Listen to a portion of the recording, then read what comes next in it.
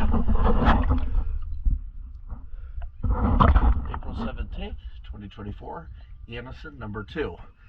I'm going to show you the transom zinc that we installed. I'm also going to show you the zincs that I brought for your trim tabs, but they were not the correct ones. You do still have some left on there, so you should be okay. Also, we were only able to replace one of your 2 transom zincs because we only had one in the shop.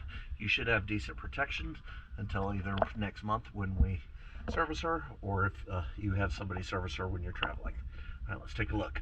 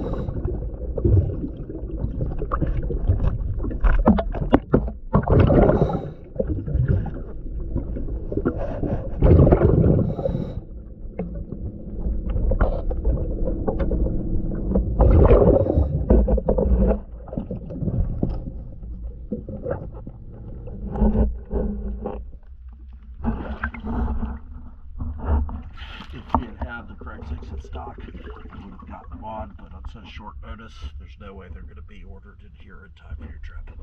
Thank you for choosing DS.